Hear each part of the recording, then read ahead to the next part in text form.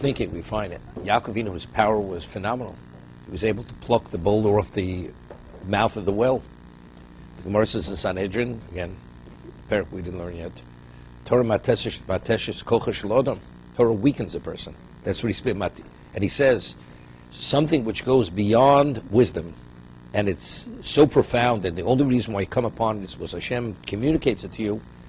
He says it weakens a person. The question is why. We find Moshe Rabbeinu lo nos kocho lecho. He was like, he had the vibrancy and the power of a young man. Moshe Rabbeinu. Even in the grave. So I think the understanding is this. Moshe Rabbeinu, we find, he radiated. Why did he radiate? Because it was an expression of his neshama. The radiance of Moshe came from his spirituality. But the body, which is physical, should have somehow encased that radiance. Right? It should have occluded it, should have contained it. Why didn't it contain it? The answer is because Moshe Rabbeinu's physicality was also spiritualized. There was no aspect of his spirituality which wasn't consecrated. So because it was on the same plane, his neshama and his body, therefore he was able to radiate. The body, it wasn't entombed in the body, Moshe Rabbeinu. Something of spiritual dimension, the body itself cannot coexist with it. So something has to give. Therefore, if a person studies Torah at that special level, it weakens the person. Because it's not on the same plane as the human being. He's expending a level of energy which is not within, you can't regain that energy because it's not something physical. The Avos HaKadoshim, Yaakov was that person who could fight with a malach. He was able to physically battle with a malach. So what does that say about his physicality? Evidently his spirituality was not at the level of Moshe Rabbeinu, but it had relevance to that. Therefore, he wasn't weakened. And the same thing is true with Moshe Rabbeinu. They were able to retain that power because it wasn't in contradiction to what their physicality was. But an ordinary person that he studies, he's not at that special level, which nobody's at that level, it's inevitable it weakens the person. This is Torah Mateshes Koch Shel Adam. That's the way I understand it. Okay, Hilchos Yom Kippurim. It will be all relative to the individual anyways, but some said it was very strong physically. The Vilna Gaon was no physically strong. It was known, the Chassam Sof at the age of 18, it's a story that he finished Shas in depth. Maybe he was 17, and he was walking in the forest, and he was attacked by a Gentile. It was the Havocha Vabor L'Horcha Hashkim Vorgo. The day, and he was fasting that day. He fasted the day that he finished Shas. That's what he celebrated, not with special scotch or bourbon or whatever else. And he killed the goy. He killed this person who attacked him, wanted to kill him. It's a question of self-defense. That even in the state of fasting, he had that level of strength. There was no Chassam Sof could take a metal coin and just crush it between his two fingers. That was his physicality. But you never know. Before that, he could have been a lot stronger. Okay. There's no, the Vilna Gaon had exceptional health. Hardly slept, hardly ate. He was endowed with special physical ability. Again, because he was so Kodesh, Vilna Gaon. Okay. Okay, wasn't meant to live longer. Person only lives as long as Hashem allows him to live. Okay, we're on page 150. Halacha Gimel. Ochal v'chosav v'ochal. Okay, this has to do with, we're saying that if one eats the volume of a large date, because it takes the edge off the hunger, he's liable for koris. Now the question is, the koseves agaso, this volume, with which time frame does he have to eat it? What about if he spreads it over an extended period of time? Ochal v'chos v'ochal, he ate and again he ate. Im yesh betchilas achilo, rishona ad sof achila achrona, k'dei achilas pras. If from the time he began eating till he finishes eating, it's k'dei achilas pras. It's within this time frame which we always discuss.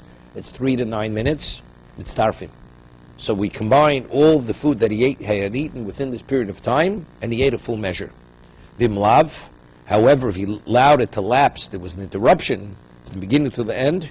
There was the 3 or 9 minute lapse of time. We don't combine them. However, we'll see. It's still this is the Oraisa. It's Chatzi Shirosim in Torah.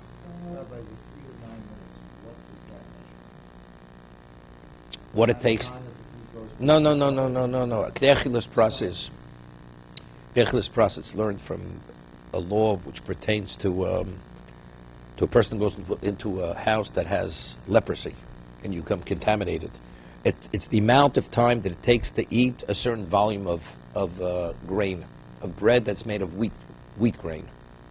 That's K'dechilas process. And the Torah reveals that if you eat something within that time frame, it's considered you ate it one time. That's what the Torah says. So there's a question: what is that? How long does it take to eat that amount of grain? Is it 3 minutes? Is it 9 minutes? That we'll discuss in a moment. What a person eats without interruption, just keeps eating. He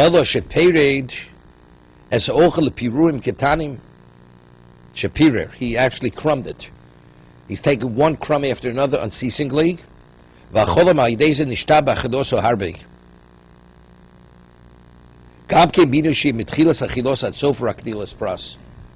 Let's say a person nibbles on matzah to Seder. Doesn't stop nibbling. From the beginning, it takes him an hour to eat his k'zayis. He's not yotzei. Even though he didn't stop eating. But factually, he did not eat the volume of the k'zayis within this time frame. It's not considered he ate full k'zayis. Torah says this time frame is the equivalent of eating it at one moment, swallowing it at the same time. Okay? There's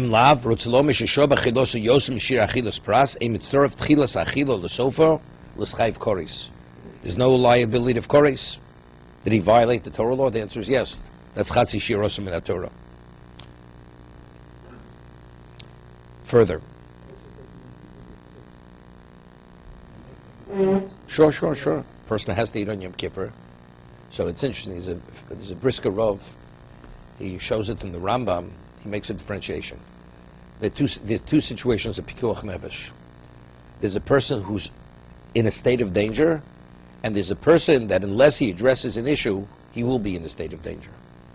Let's say a person has a heart condition, and if he doesn't eat, it could activate the heart attack. He could have a heart attack. Doesn't take his medication. He could have a heart attack over a period of time. So at the time he takes his medication, he's yet not in a state of danger. It's to prevent that he should not enter in a state of danger, he has to take his medication, or he has to have so much liquid. He has to hydrate himself to a degree. Otherwise he will be in a state of danger. In that situation, you have to eat less than the shear. You eat less than the full amount within these time periods to make sure to have the lapses. But once the person, chasser, is already in a state of danger, he's in a state of danger and he has to eat, we don't differentiate how much he eats. Then he eats whatever he has to eat at one time. Okay? He makes that differentiation. That's considered shluk derech achila. Swallow a pill without water. Correct? If a person has to take the pill. Right. If he has to take the pill. It's better to do it without water. Okay? Especially the Mechaber rules, we'll see later rules that Pikuach Nefesh is the Chuya. It's not Hutra. Chuya means Yom Kippur is in place. If you have to override it, you override it. But let's say you're able to circumvent the problem. You can take the pill without water. If you have to take the water, Yom Kippur is in place, except because it's Pikuach Nefesh, it overrides the Yom Kippur. It's like you're pushing Yom Kippur aside. What happens if you don't have to push it aside? You can take the pill without water. In that situation, of course you should do it, because if you don't have to override, but let's say we say it's canceled, so you're not overriding Yom Kippur. You're not overriding it.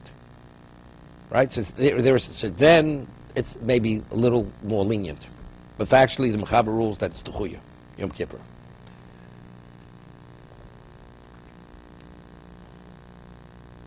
Shir Achilas Pras. Now we're going to discuss what exactly is this, how's this determined?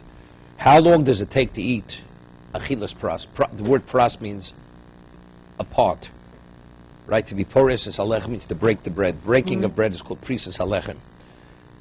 Yeshom arba beitzim. Some say it's the volume of 4 eggs. 4 eggs is what? That's 8 ksesim. An egg is 2 kseisim. Yishomim sholish beitzim. Sochakos.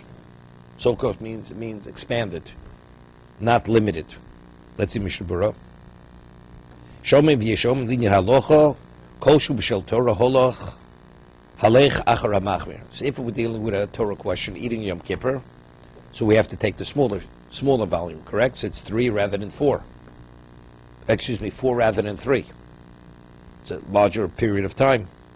It's considered that you've eaten. Choshu b'shel devreim halach achar hamekel sochos kol beyo b'milui b'revach lo b'tzimtzum.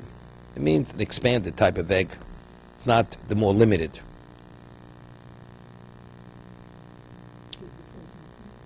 Well, here, if we say Techlis press is 9, let's say it's 4 eggs. So we're dealing with a doraisa. So the time frame, let's say for matzah, there's a question, do you have to eat it within the time frame of 3 eggs or 4 eggs? Samachmir. Of course, so it would be 3. Over here it's a question, is it considered you've eaten at one time? So the mach would be, we'll take the position, it's 4 eggs. It's a longer period of time.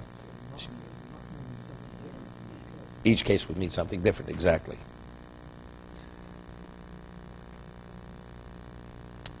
Okay, hey. The whole issue of it, we speak about shear. Volume is only regarding the level of liability. Koreis or chatos, if it's inadvertent. Even if a person eats a minuscule amount of food, it's a Torah violation. It's niser.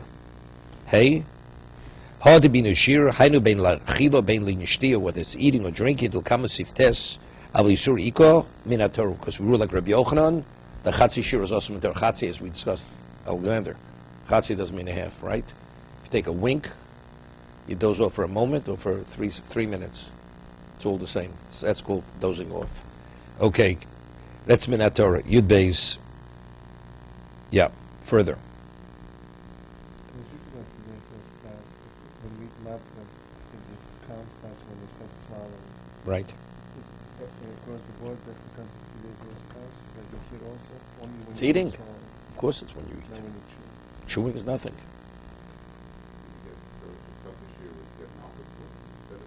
No. No. First, it's a question whether it's an Isser Asay. It's Kol Chaylev. There's a whole question. First, you don't get Malchus. You don't.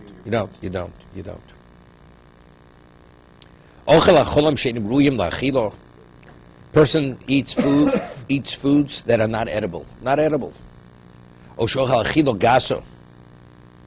Person eats to a point he's full beyond his capacity, and if he eats more, it literally is the brink of regurgitation.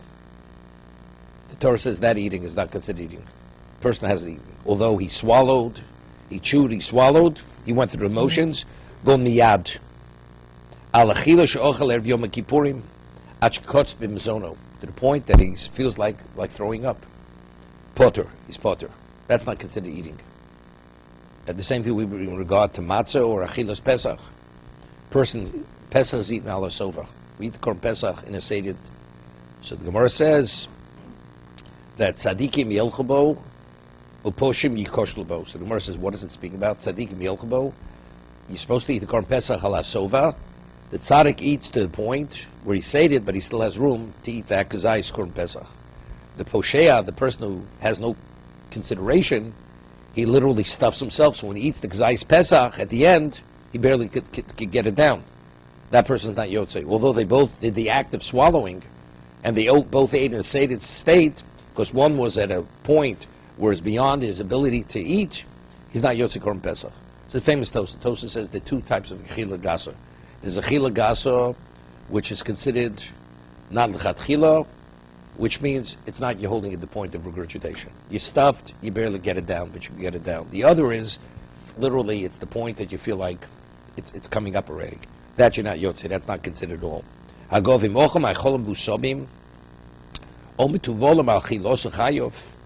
What about if he eats types of foods which are spiced, or they're seasoned in a way that even when you're full to that point, you're able to swallow it? Because he says it's known, the Rav Kalipsu Mishchicha. It's Gemara in Megillah. there's always room for dessert. There's always room for something sweet. There's certain things, although you can't eat more of a certain type of food, but other foods, because they're sweet or they're seasoned or spiced in a certain way, somehow the intestines, the person's physically is able to process it. What about you want to taste something, then you want to spit it out? A woman wants to prepare for after Yom Tiv, and wants to, we said earlier, after Mincha in the afternoon, Mincha Tana, you're permitted to start preparing for after Yom Tiv. Let's say the person who's preparing wants to taste it, see if it's seasoned sufficiently, but he'll spit it out. Says only putting it to his tongue should not, Yom Kippur not. Where early on a fast day, you're permitted. Afilu atzei besomim, we're speaking about like cinnamon sticks. Vayin lekamon le'el sim tov kuf samach zayin sivkim ubago. Okay, Mishna Berura. This is a fence, because you may swallow.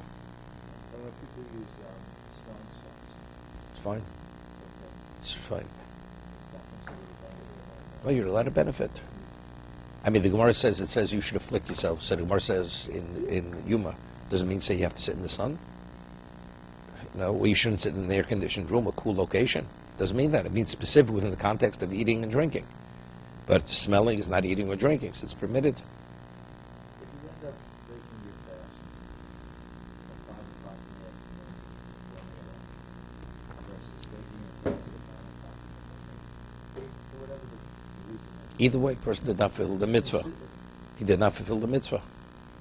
You have to be in a state of affliction means the Yom Kippur. This Yom Kippur, he was not in a state of affliction.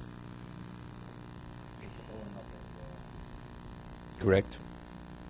So that person eats 3/4 of a gazais of matzah. That person eats just a crumb, either, both of them. Nearly the gazais, not the gazais. Neither ate a gazais, they're not yotzei.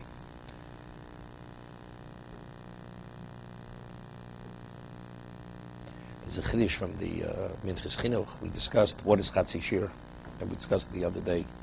Why did the Torah prohibit less than the full volume? Is it a fence? Is it a Torah fence? Because we're concerned that if you allow the person to eat less, he may eat more during that time frame. And if he eats more during that time frame, it's considered he ate a full measure. Remember, we discussed this. Or is it because if less than the full shear measure is not Isser, so how if you take two things which are totally permitted, how does it create Isser? So evidently there must be something intrinsically prohibited or forbidden within the less. It's only when you combine it becomes more intense. That's why there's liability when you have the full measure. That's an argument. So we said, what's the halachic difference? Person makes a neder or a shvu, he won't eat a loaf of bread. So you can't say there's something innately in less than the full loaf, right? Because the neder factually was only a full loaf, not a half a loaf. Okay. So he says over there in Minchas Chinuch, according to the opinion that Chatzi Shir is because it's not a fence. It's because it's an indication that something innate in the substance.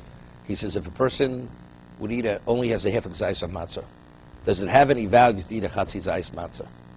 That's his question that he poses. So he says maybe it does. It's the opposite. Just as in regard to Isser, something which is forbidden, we say if the full measure creates something which is forbidden, so that reveals to me there's something intrinsic in the less. So here, if the full measure allows you to be otzi the mitzvah, that tells me even the less there's something, it has some positive value. It's a stretch. It's not quite the same. It's not quite the same. Torah says, but to fulfill the mitzvah, you have to eat the full measure. Mm-hmm. He wants to say maybe it has some value, even if it's less. Better than eating nothing, eat something. So fasting is not 5 p.m. and according to this logic, No, that I know. That's not the same. That's not the same. It's not the same. Because you have to fast the whole day. You have to be in a state of affliction the whole day. Yeah, that's not shiurim. Litom dover lahaflit. Are you permitted to taste something and spit it out? I feel the pochs b'chshir. I feel him yodeh she'ochalam alatzmu shel yivelachon. Even though factually he will not swallow. I feel atzi b'somim chuetz ba'alma. Something like, as I said, a cinnamon stick. Kol mokum sheloso margish tam. Factually, but when he sucks on it, He has the taste. Avumuter loriach lemalos minyan mea brochos. But you asked, but to smell something, fragrance, to complete 100 brochos, that you're permitted. Person goes around and he has in mind that he will smell. He says, Borimir b'samim, first time. Person is going to come back in an hour. And he has in mind that whenever the psalm will present itself, he has in mind to smell again. He should not say another bracha, because he didn't have an interruption of thought from the first bracha till the second time he smells the fragrance. It could be a whole day. Vavi bracha she'enet tzricha v'yeshanosh mrichim b'mayim amrichim shkorit spiritus. People smell spirits. Al she'enet meriach in tzorach levorech olav klal, vorchen olav klal. But he says, but if it doesn't have an intense smell, then you shouldn't. Vosim iser.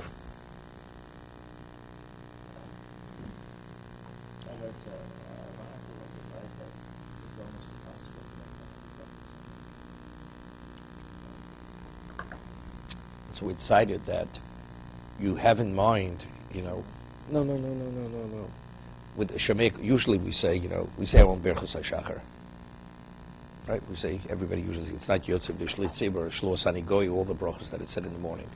But if you listen and you have a mind, and you answer Amen, at a certain level it's considered like you said the bracha, when you answer Amen. Because since we say personally answers is greater than the one who actually says the bracha. Right? So therefore, that contributes to the number. So if you listen to the Chazoras Hashatz, the repetition, anything you listen to today, that contributes to the 100 brachos. Of course, it's better to say your own 100, but it's not possible.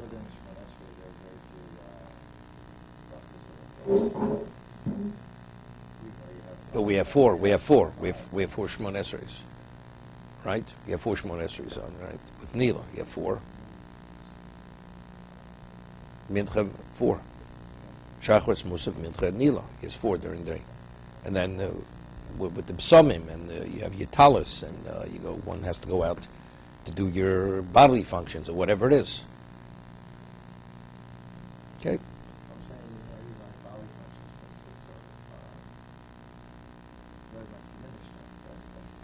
Okay? Yeah.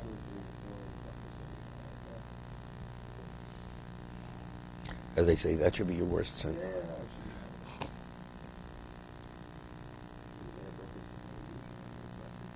Doesn't make a difference. No. Yeah, but the Torah, no, it's not smachta. Good. But still. Look, the reason why there was a plague in the time of David is because people did not say Mea Brochos. I mean, we need it.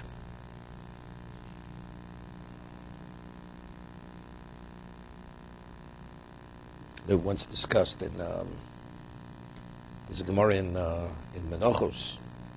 You only have an obligation to put tzitzis on your garment if you have 4-cornered garment. But if you don't, you round off the corners, you have no obligation.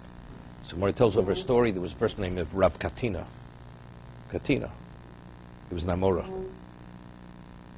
And whenever he would have his garment fashioned, he always made sure that the tailor rounded off the corners. So a malach comes to him and says, Rav Katina, where are your tzitzis? He says, I have no obligation. You're only obligated if you have 4 corners. So the malach says to him, it's correct what you're saying, but if there's ever an Eden de Rischa, if there's a time of wrath in the world, and there's going to be a prosecution, you're going to be prosecuted for not fulfilling the mitzvah that you could have. So there's going to be a claim against you. Although you didn't violate, but if you're able to do a mitzvah, and you evade the mitzvah, or extricate yourself from the mitzvah, there's a claim against you. That's what the malach said to Rav Katina. So the Shari Tshuva says, so seemingly, you say, tzitzis is a special mitzvah. As the Mechaber says, based on the Gemara, tzitzis is shokol keneged kol ha-mitzvos. But the Rabbi Yonah says, any mitzvah that can easily be done without great effort or sacrifice, and you don't, and you evade it, chas v'sholom, if there's an Eden de Rischa, if there's a time of wrath, it'll be a claim against the person. That's what Rabbi Yonah says. So Tosas says, at the beginning of Erchin, that he says the same thing. He says, it speaks about Lovan and Tcheles. Tcheles, which was a special dye, was very difficult to get. So over there he speaks about a question, at one time it wasn't easy even to get regular strings. Today you go to the bookstore, you get yourself tzitzis. At one time they would take the strings off an old garment and put it on the new garment that you had. Right? The garment would wear out, but you'd always have to transfer tzitzis from beged to beged. It wasn't simple. See, over there he says the same thing. That Lovon, relatively speaking, is not that difficult to get. Lovon means undyed, white strings. Tcheles is something else. Tcheles would not be a claim against the person because of the cost factor and the scarcity of it, so there's no claim. Some say, Mei brochos, if you could do it, you definitely should do it. You did your best. You did your best. Can't do better than doing your best. So what are you supposed to do? Okay. Mishna Berura talks about tcheles in that context? No. There's Tosas in Erechin. Tosas in Erechin. We don't have tcheles. Today we don't. But this is a time when they did have to, even when they had it, it was very costly and it was very scarce. So if a person didn't have it, it wasn't a claim against him. If he didn't put tcheles on his tzitzis. Yeah, what about it? But are they allowed to do that? It's not real fair. I know. I once visited the Teaneck community. Okay, you're listening, Moshe. This is your community. You should be proud of it. And a person comes over to me, and this person learned in the Mir Yeshiva, and he's wearing tcheles. So he says to me, I said to him, I see you wearing tcheles. So he says, yeah. He says, do you know what it cost? I said, I didn't ask you what it cost. I said, I see you wearing it. Why are you wearing it?